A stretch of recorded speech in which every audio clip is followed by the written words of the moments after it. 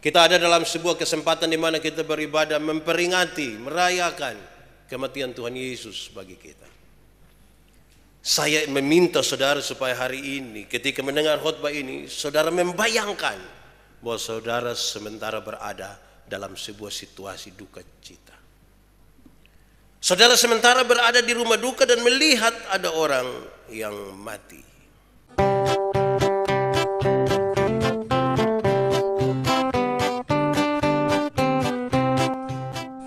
Bapak Ibu Saudara-saudara, mari kita berdoa untuk pemberitaan firman Tuhan. Kita berdoa. Ya Tuhan Allah, kami mohon kepadamu, arahkanlah hati dan pikiran kami pada pemberitaan firman saat ini. Sebab siapa kami ini Tuhan? Kami orang-orang berdosa. Kami terbatas dalam segala sesuatu. Dan karena itu sungguh tidak mungkin bagi kami untuk mengerti firman-Mu, kecuali kalau Tuhan menolong kami. Oleh kuat kuasa Roh Kudus-Mu kami mohon hari ini kami sungguh-sungguh dimampukan.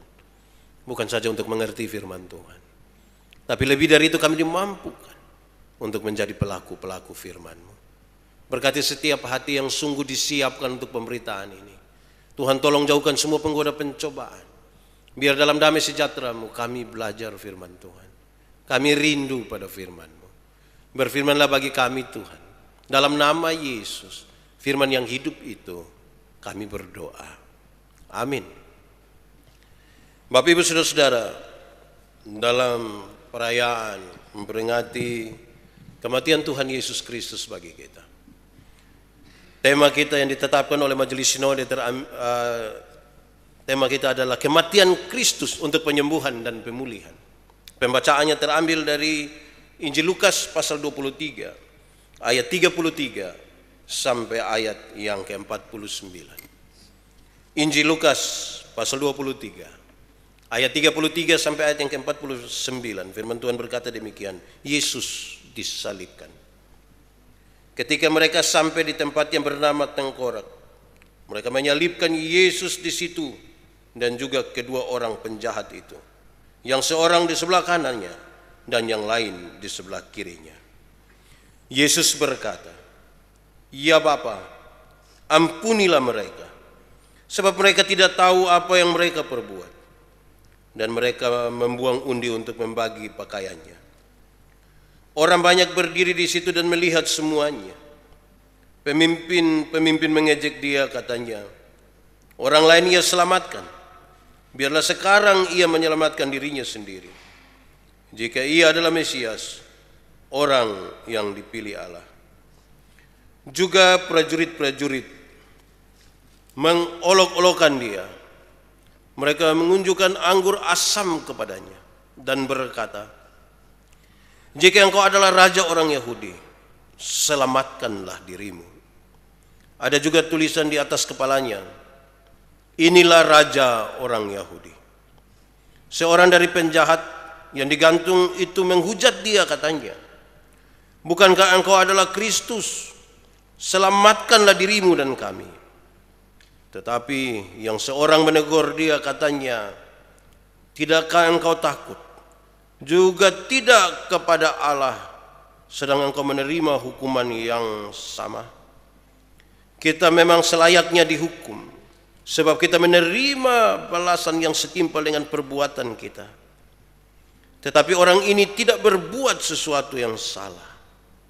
Lalu ia berkata, "Yesus, ingatlah akan aku apabila engkau datang sebagai raja." Kata Yesus kepadanya, "Aku berkata kepadamu, sesungguhnya hari ini juga engkau akan ada bersama-sama dengan aku di dalam Firdaus." Yesus mati. Ketika itu hari sudah kira-kira jam 12. Lalu kegelapan meliputi seluruh daerah itu sampai jam 3. Sebab matahari tidak bersinar.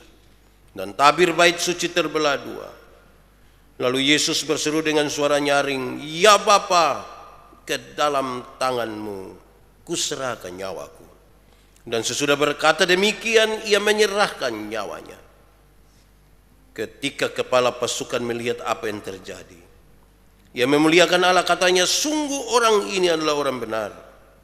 Dan sesudah seluruh orang banyak yang datang berkerumun di situ untuk tontonan itu, melihat apa yang terjadi itu, pulanglah mereka sambil memukul-mukuli diri. Semua orang yang mengenali Yesus dari dekat, termasuk perempuan-perempuan yang mengikuti dia dari Galilea, berdiri jauh-jauh dan melihat semuanya itu. Demikian firman Tuhan. Berbahagia setiap orang yang mendengar firman, memelihara dan melakukan dalam hidupnya setiap hari. Bapak Ibu Saudara-saudara, shalom. Yang ada di rumah juga shalom. Semoga saudara ikuti ibadah ini dengan baik. Kita ada dalam sebuah kesempatan di mana kita beribadah, memperingati, merayakan kematian Tuhan Yesus bagi kita. Saya meminta saudara supaya hari ini ketika mendengar khotbah ini, saudara membayangkan bahwa saudara sementara berada dalam sebuah situasi duka cita. Saudara sementara berada di rumah duka dan melihat ada orang yang mati. Saudara-saudara, manusia itu sesungguhnya sudah mengenal kematian sebagai bagian yang tidak terpisahkan dalam kehidupan manusia. Kita percaya bahwa kalau hidup itu ada, maka mati itu sebuah kepastian. Saudara-saudara, tiap-tiap hari kita mendengar berita tentang kematian. Tiap-tiap hari kita melihat ada kematian. Apalagi situasi seperti sekarang di mana pandemi COVID ini. Pokoknya jangan dengar itu bunyi ambulans itu langsung kita pikir ada lagi yang mati. Jadi kalau bicara tentang kematian itu bukan hal yang asing, karena dia bagian yang tidak terpisahkan dalam kehidupan kita. Jadi saudara-saudara, sebenarnya kematian itu adalah sebuah keadaan yang alamiah. Dapat dialami oleh siapa saja dalam perjalanan hidup ini. Siapapun. Semua orang yang hidup akan mati. Saya kira kita sadar dengan baik bahwa tokoh-tokoh besar sekalipun pasti mati. Para politisi ternama mati. Artis mati juga. Pendeta-pendeta mati.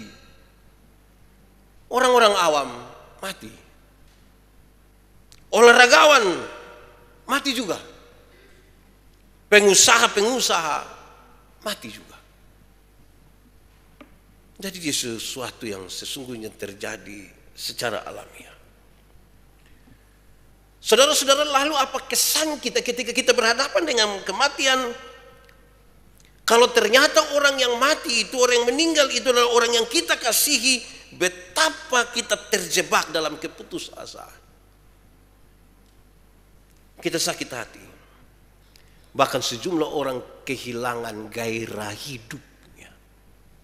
Kalau yang mati itu suami, kalau yang mati itu istri, kalau yang mati itu anak-anak, kalau yang mati orang tua, pacar, yang betul-betul kita kasihi, kita seperti putus asa. Kehilangan gairah hidup. Kita sepertinya tidak tahu mau buat apa. Saudara, tetapi yang menarik dalam peristiwa kematian Tuhan Yesus itu adalah bahwa kematian Tuhan Yesus itu memberi arti luar biasa, memberi pengaruh yang luar biasa dalam kehidupan umat manusia. Sehingga kematian Yesus itu dilihat dalam sebuah keadaan yang berbeda dengan kematian-kematian yang tiap-tiap hari kita lihat, tiap-tiap hari kita dengar. Kematian Tuhan Yesus ini sangat berbeda dengan apapun atau siapapun yang mengalami kematian. Saudara-saudara, mari kita lihat sedikit dosa dan kematian dalam kehidupan orang Israel. Bagi mereka dosa itu bukanlah sekedar pelanggaran manusia terhadap hukum-hukum dan ketentuan-ketentuan Tuhan Allah saja. Dosa bukan sekedar pelanggaran atas hukum-hukum Tuhan. Bukan sekedar itu. Tetapi dosa itu adalah sebuah pemberontakan yang serius. pemberontakan, upaya untuk melawan Allah. Dan semua pemberontakan dan upaya untuk melawan Allah, hukumnya adalah harus mati.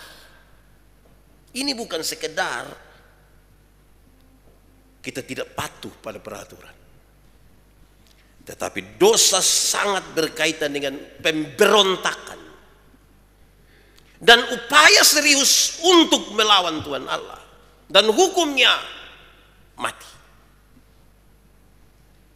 Saudara-saudara, sebenarnya dalam tradisi orang-orang Israel, penebusan dosa dengan pencurahan darah telah dipraktekkan dalam kehidupan umat Israel sejak awal. Sejak lama sudah ada praktek-praktek yang berkaitan dengan penebusan dosa, pencurahan darah. Itu sudah terjadi awal. Setiap umat yang berdosa wajib membawa korban penghapus dosa atau korban penebus salah. Kita dapat melihat di dalam Imamat pasal 7 ayat 1-2, inilah hukum tentang korban penebus salah. Korban itu adalah persembahan maha kudus. Di tempat orang menyembelih korban bakaran, disitulah harus disembelih korban penebusan, dan darahnya harus disiramkan pada mezbah itu di sekelilingnya. Ini sudah tradisi yang berjalan. Penumpahan darah hewan kurban yang disembelih dalam konteks ini dipahami, dihayati sebagai peristiwa pendamaian antara manusia dengan Tuhan Allah. Lalu kemudian timbul pertanyaan, bagaimana mungkin sekarang manusia berbuat dosa, lalu hewan kurban itu menebus kesalahan manusia? Saya ulangi. Lalu muncul pertanyaan, bagaimana sekarang manusia yang berbuat dosa, lantas hewan yang dikorbankan itu darahnya menebus dosa manusia? Tentunya kita sepakat bahwa tidak mungkin sama sekali. Dan karena itu, hanya darah Yesus, Tuhan dan juru selamat manusia, itulah yang mampu menebus salah dan dosa dari saya dan saudara. Yang kalau kita pahami tadi bahwa dosa adalah upaya pemberontakan serius untuk melawan Allah dengan konsekuensi adalah kematian, maka Yesuslah yang paling pantas kita sebut sebagai juru selamat. Tidak mungkin hewan kurban. Terlalu sederhana. Tidak bisa dibandingkan dengan manusia kalau hewan kurban yang dikorbankan untuk menebus dosa kita.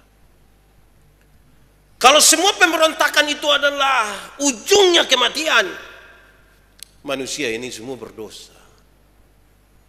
Karena itu Tuhan menjadi manusia di dalam diri Yesus Kristus. Dia tidak berdosa. Kepadanya seluruh dosa kita ditimpakan supaya kita dibebaskan. Sekira inilah yang harus diberitakan berulang-ulang. Kenapa Yesus mati bagi saya dan saudara? Karena kita memberontak kepada Tuhan Allah. Dan karena itu mestinya kita mati. Sekarang dia ganti kita. Saudara-saudara, mari kita lihat hal-hal yang berkaitan dengan tema kita. Kematian Yesus itu penyembuhan dan sekaligus juga pemulihan. Kita melihat gambaran nilai ketika Tuhan Yesus disalibkan dan mati bagi saya dan saudara. Catatan yang paling pertama, saudara, saya ingin kita renungkan tentang hukuman mati dengan cara disalib. Hukuman mati dengan cara disalib itu adalah hukuman bagi penjahat. Orang yang jahat sekali diperhitungkan sebagai orang jahat. Tidak ada lagi yang baik padanya. Dan sekarang di Golgota itu, Yesus terhitung di antara dua penjahat itu. Dunia telah melihat Yesus sebagai penjahat.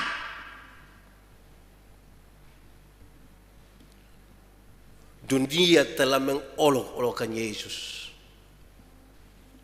Para pemimpin agama yang berdiri di situ pun mengejek dia. Karena dia terhitung sebagai penjahat. Bagi saudara yang mengaku percaya kepada Yesus, saya bertanya. Saudara setuju kalau Yesus itu adalah penjahat? Karena Golgota identik dengan tempat para penjahat. Salib itu identik dengan hukuman bagi penjahat. Lalu saya bertanya kepada saudara yang percaya pada Yesus, saudara setuju kalau saya sebutkan Yesus penjahat? Pasti saudara tidak setuju, saya pun demikian. Lalu refleksi terdalam kita mengatakan, lalu kenapa Yesus harus terhitung di antara para penjahat? Itu karena saya. Itu karena Bapak Ibu saudara-saudara. Dia mati ganti kita. Yang mestinya disebut penjahat itu saya. Yang mestinya disebut penjahat itu adalah saudara. Kita semua inilah yang disebut penjahat. Yesus itu mati ganti kita. Saudara-saudara, dibiarkan terselip sengsara itu ada sebuah keadaan yang sangat mengerikan. Saya membayangkan seorang yang mati tersalib seperti Yesus, yang mati ganti saya, mati ganti saudara itu. Mulai dari malam ketika dia ditangkap di Getsemani, dia tidak ada istirahat sama sekali. Melalui pengadilan-pengadilan, diolok-olok, disiksa, dicambuk. Saudara bayangkan sampai subuh, pagi matahari mulai terbit. Dan sekarang dia harus pikul salib itu dan berjalan menuju Golgota. Saya kira itu sebuah kesengsaraan yang sangat serius. Yesus tergantung di kayu salib. Tidak mau minum lagi anggur asam itu. Dia dehidrasi yang serius. Dia kehilangan banyak sekali cairan dalam tubuh. Apalagi darah keluar.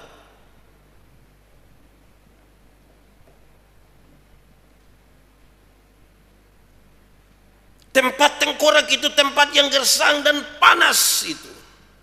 Penyengat. Bagi satu tubuh yang tergantung di atas kayu salib. Seluruh beban tubuhnya bertumpu kepada paku-paku yang ada pada tangan dan kakinya. Mereka yang tergantung di kayu salib itu akan kehilangan oksigen. Saya merasakan bahwa itu hal yang sangat-sangat mengerikan. Itu catatan pertama. Catatan kedua, saudara. Tetapi dalam kondisi yang sangat mengerikan itu, saya sebut kondisi ini sebagai sebuah krisis. Di saat-saat itu, kasih masih ada. Di saat yang sangat kritis itu, krisis sekali, kasih masih ada. Saudara lihat, Yesus yang tergantung itu diolok-olok, dipaku. Dia setengah mati bernapas, darah keluar terlalu banyak, dia dehidrasi. Dia masih diolok-olok. Saudara tidak tunggu sampai tergantung di kayu salib. Saudara ada pakai pakaian bagus-bagus, gagah-gagah begini saja. Ini tadi pagi baru makan pagi, makan 4 sehat 5 sempurna. Datang terus tiba-tiba ada orang lihat lama-lama saudara sebegini. Ini saudara mulai rasa tersinggung. Ini orang ini kenapa dari tadi lihat saya? Suka na omong. Kira-kira begitu. Orang baru lihat saya kita bisa tersinggung. Ini ada sakit tergantung orang mengejek-ejek, mengolok-olok dia. Tapi saudara yang menarik itulah kasih masih ada. Bukan saja para pemimpin agama, orang-orang yang ada di situ juga termasuk para serdadu, mereka mengolok-olok dia. Bukan saja mereka, 2 orang yang ikut tersalib, salah satunya pun mengolok dia. Ini penderitaan macam apa? Tapi kasih Yesus itu luar biasa. Paling tidak dari kata-kata Yesus itu ada 2 hal yang menjadi serius. Pertama adalah sebuah doa. Ya Bapa, ampunilah mereka, karena mereka tidak tahu apa yang mereka perbuat. Proses yang panjang ini dan tidak tahu. Tuhan ampuni mereka. Yesus berdoa menyatakan sesuatu berkaitan dengan orang-orang yang mengolok-olokkan dia, dan kata-kata itu penuh kasih. Kedua,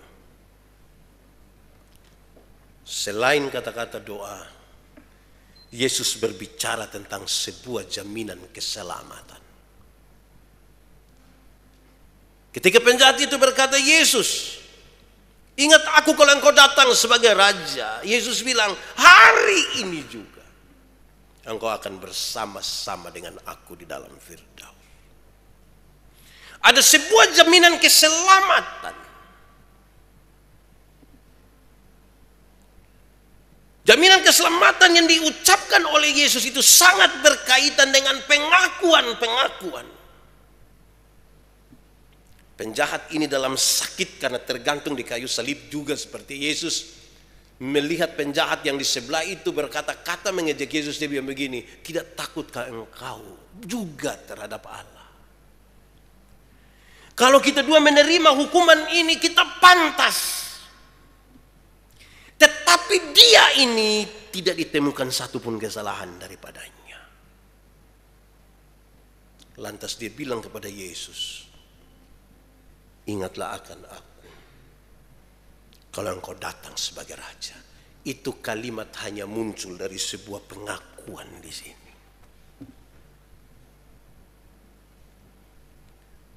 Kalau hari ini saudara, siapapun kita, termasuk mereka yang mengikuti ibadah ini, siapapun saudara, kalau dari hati ini berkata, Yesus, ingat aku kalau engkau datang sebagai raja, sebagai sebuah pengakuan, saya kira kalimat ini sama. Yesus katakan, engkau bersama-sama dengan aku di dalam Firdaus. Saya sengaja menghindar dari kata hari ini, karena jangan sampai ada satu mengaku terus, dia bilang jangan sampai sebentar. Jadi saya menghindar dari hari ini. Tapi saya mau kasih tahu saudara, jaminan keselamatan itu ya dan amin di dalam Yesus. Amin. Kan itu kita merenungkan hari ini. Saudara-saudara, bagian yang ketiga sebagai kelanjutan itu, untuk kita memahami penyembuhan dan pemulihan.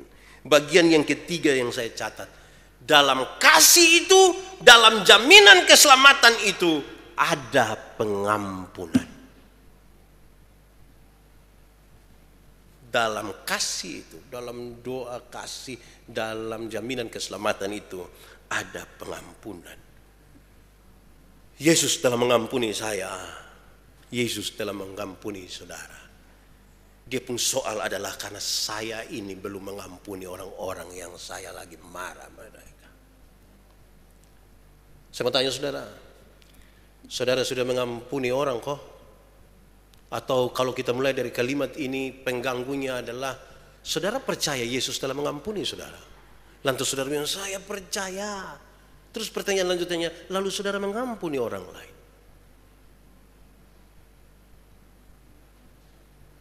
Yesus mengajarkan doa, saya ingin ulangi kepada kita. Ampunilah saya, sama seperti saya mengampuni orang lain. Ampunilah saya seimbang dengan saya mengampuni orang lain. Jadi kalau hari ini saya mengampuni orang lain, dalam tanda petik saya mendapat hak untuk diampuni oleh Tuhan.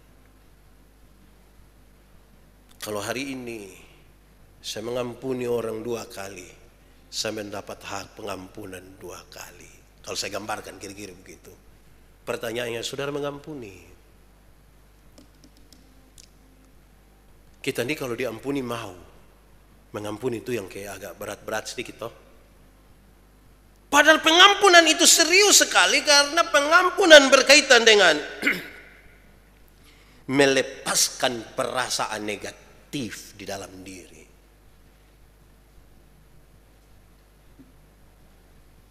Perasaan negatif itu yang dilepaskan. Apa itu perasaan negatif? Perasaan negatif itu misalnya marah. Wih, marah itu saudara, saya kalau marah orang itu, wih, semua yang ada di sini ini negatif semua. Marah. Saudara pernah marah kok? Atau sementara marah? Pengampunan itu melepaskan perasaan negatif. Marah, benci. Kalau saudara mengampuni itu kebencian itu, kalau kita tidak melepaskan itu, amarah masih ada, benci masih ada, mana bisa mau ada pemulihan relasi? Kristus yang mati itu kan memulihkan relasi kita dengan Tuhan dan memulihkan relasi di antara kita. Lalu kalau kebencian masih ada, kemarahan, kepahitan masih ada pada kita, bagaimanakah kita menyembuhkan sesuatu yang rusak? Kita ini kalau marah, kita kalau benci, kan kita tidak peduli dengan siapapun. Marah. Kadang-kadang yang kita marah itu marah yang orang kita kenal. Kadang-kadang kita marah orang yang kita tidak kenal juga, kita marah juga. Orang tinggal di Jakarta sana kita marah. Tanya dulu kenal dia, tidak. Pokoknya saya lihat di pemuka saya tidak suka. Kadang-kadang kita nonton Ikatan Cinta di TV, kita juga ikut marah. Saya juga heran itu kemarahan itu. Pengampunan itu menolong kita membebaskan itu. Kadang-kadang kalau kita marah itu kita mau omong banyak sekali. Yesus itu ketika disalibkan, Yesus hanya omong 7. Mungkin juga kondisi gitu. Kalau kita marah ini saya yakin kita pun kalimat dong lebih dari 7. Kemungkinan 7 kali 7.000 atau 70.000. Kadang-kadang yang marah kemarin itu dia bawa sampai besok, lusa dan seterusnya. Kita ini kalau marah sebut dia pu mama tambah dan dia pu anak dan keturunan ketiga dan keempat. Semua kita marah habis. Memang dia kamu keluarga tuh model begitu semua. Kau lihat lupu mama itu, lupu mama pu adik kandung pu sepupu saudara perempuan pun itu kita marah semua itu.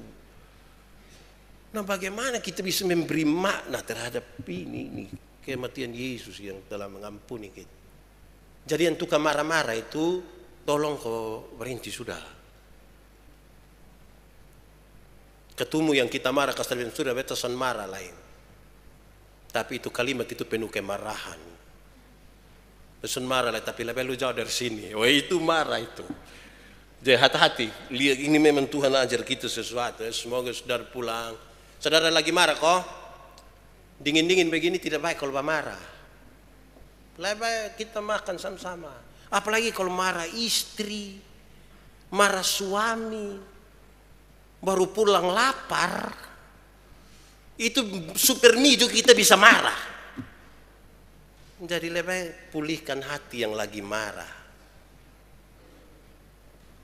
Kondisi COVID ini bisa buat orang marah-marah juga. Orang bersin di kita pun sebelah kita bisa marah. Apalagi kalau yang tante dari kampung datang itu langsung tidak pakai masker kalau masuk dalam rumah baru dia batok-batok, itu marah lagi. Ini saudara marah ini terlalu dekat dengan kita. Tapi bersyukur Tuhan ajar kita yang baik. Saudara-saudara, pengampunan itu menolong kita melepaskan hak untuk balas dendam. Kita ini kalau marah tuh kan kepingin balas dendam tuh.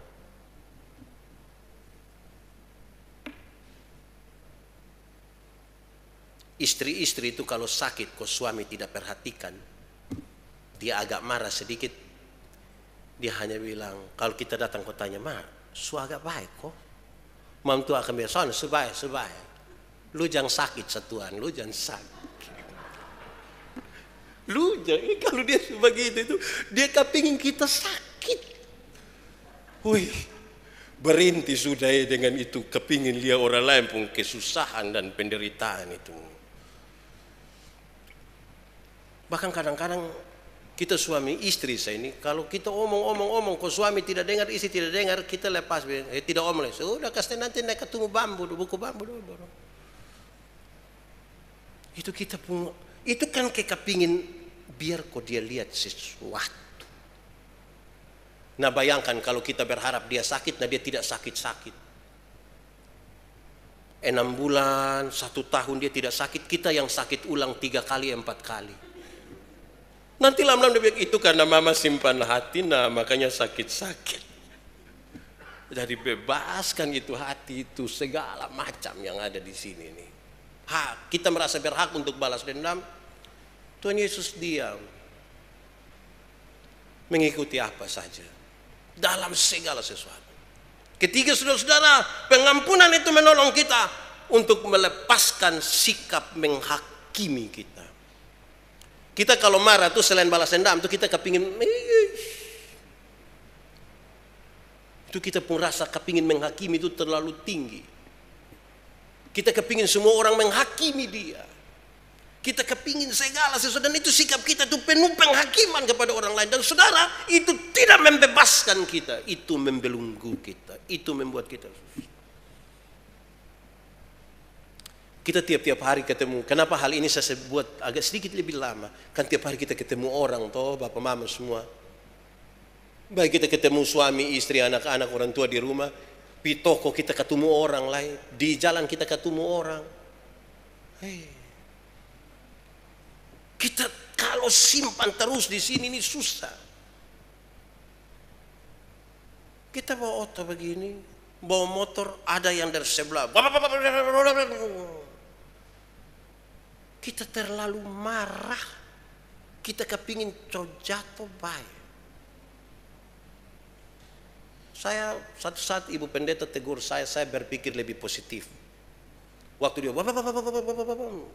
ibu mungkin tahu saya mau marah, ibu dan bapak berpikir yang positif. Saya bilang, oh iya, saya positif. Kemungkinan dia buru-buru, ini kan dia mau mencret mungkin. Tidak apa-apa, dia buru-buru. Lebih baik kita berpikir positif. Toh. Kalau tidak kita pun kepingin menghakimi dia itu, coba sayang polisi dia. Nah kenapa Itari tidak tes polisi? Itu pengampunan. Catatan yang berikut saudara, kalimat Yesus yang terucap ini, ke dalam tanganmu kuserahkan nyawaku. Dalam kasih itu saudara, yang sudah ada pengampunan, sekarang Yesus mengatakan ini, ke dalam tanganmu kuserahkan nyawaku. Ini sesuatu yang menarik. Kenapa? Karena ini kebiasaan ibu-ibu orang Israel itu. Malam-malam ketika mereka mau tidur, gendong anak-anak kecil, mereka suka ajarkan kalimat ini sambil puku-puku di sini, dan bilang, ke dalam tanganmu kuserahkan nyawaku. Dalam tidur kami serahkan kepada Tuhan. Mereka ajar mereka. Dan Yesus mengulangi kalimat itu dengan baik. Lalu kenapa hal ini kemudian menjadi penting? Betapa luar biasa. Kalau kehidupan kita, bahkan nyawa kita serahkan kepada yang empunya hidup itu. Kalau kita baca teliti teks ini saudara, pembacaan tadi kasih tahu bilang begini. Nats pembimbing. Lukas 23 46 bilang begini. Lalu Yesus berseru dengan suara nyaring, ya Bapa, ke dalam tanganmu kuserahkan nyawaku. Dia lanjut bilang begini. Dan sesudah berkata demikian, ia menyerahkan nyawanya. Sangat berbeda dengan saya dan saudara tuh. Kalau ke kita ini bukan menyerahkan. Kita ini pikiran tentang kematian itu, 1, malaikat maut. 2, malaikat pencabut nyawa. Jadi bukannya menyerahkan. dicabut. Sesudah berkata demikian, dia menyerahkan nyawanya. Tuhan terlalu luar biasa. Kalau kemudian dia bangkit dari antara orang mati, bukan hal yang bagi manusia luar biasa, bagi Allah itu sangat biasa. Kenapa? Karena kematian dia sangat berkuasa atasnya. Dia yang serahkan nyawanya. Kasih di Tuhan, begitu ya, Tuhan pegang. Kita pun hidup luar biasa. Kira kalau sampai titik itu, kita jadi orang yang sangat-sangat kuat, saya kira. Tetap ada ketakutan, tapi kita percaya bahwa Tuhan menyertai kita. Kapan malam saya berkhotbah dalam sebuah acara penghiburan, seorang sahabat pendeta meninggal. Ketika Yesus bangkit, Yesus berkata kepada murid-murid dalam perjumpaan, Yesus bilang, jangan takut, jangan takut. Saya berefleksi bahwa kalimat jangan takut itu kalimat seperti apa? Kalau dia pakai kata jangan, itu berarti perintah. Perintah macam apa suruh kita jangan takut, padahal kita hidup dalam ketakutan. Siapa di sini tidak takut? Kita ini takut semua. Takut ditolak, takut sakit, takut mati mendadak, takut miskin. Kita takut semua. Tiba-tiba ada perintah bilang, jangan takut. Perintah apa? Kita sayang terhadap ketakutan dan enggan melepaskan itu ketakutan. Lalu kenapa Yesus berkata jangan takut? Yesus ketika bilang jangan takut, Yesus tidak sementara bicara bahwa kamu akan hidup dalam sebuah keadaan tanpa rasa takut. Bukan. Tapi ketika Yesus bilang jangan takut, dia ingin mengatakan, dalam perjalanan dengan aku, Yesus, yang berkuasa atas kematian, kamu akan melewati masa-masa ini sampai pada masa depan. Jangan takut. Dia tidak membiarkan kamu sendiri. Bukan sebuah perasaan, bukan sebuah keadaan tanpa rasa takut. Saya merenungkan bagian ini tadi pagi dan saya merasa Tuhan terlalu luar biasa bagi saya. Berikut saudara, ini bagian terakhir, ini waktu kecepat atau saya yang lama. Saudara, bagian terakhir saya ingin mengatakan tanda-tanda yang terjadi di sekitar kematian Yesus. Tanda sekaligus responsnya. Dicatat dalam pembacaan tadi tanda-tanda ini. Gelap gulita, tabir bait suci terbelah, gempa bumi. Ini juga bahan di kaum bapak. Kalau lu bilang di pembacaan yang sama Matius pasal 27 kasih tahu ayat 32 ada tanda kebangkitan orang-orang mati. Tanda-tanda ini. Kalau hari itu saya dan saudara berada di situ, melihat tanda-tanda ini gelap gulita, matahari tidak bersinar 3 jam, gempa bumi, tabir bait suci terbelah menjadi 2. Kalau kita ada di situ, apa yang akan saudara katakan?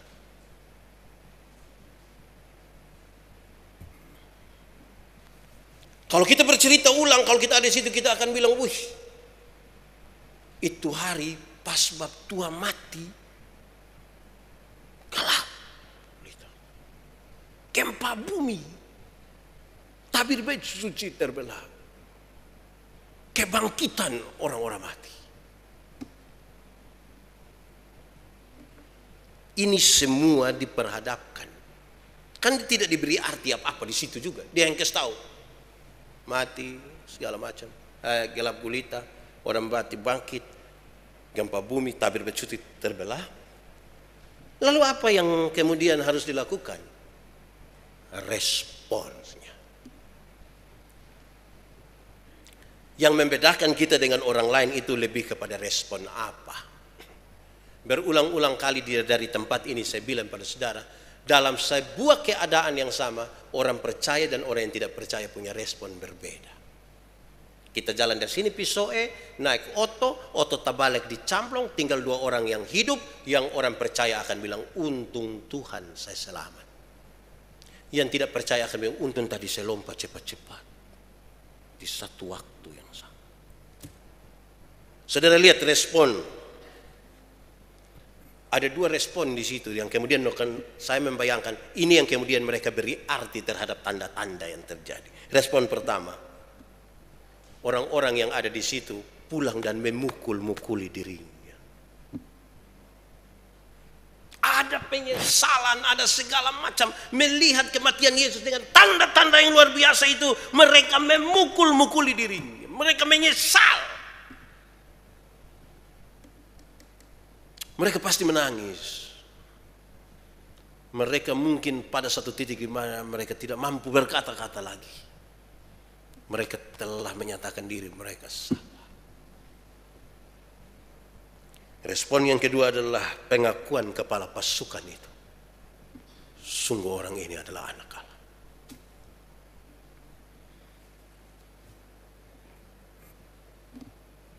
Sungguh orang ini adalah anak Allah.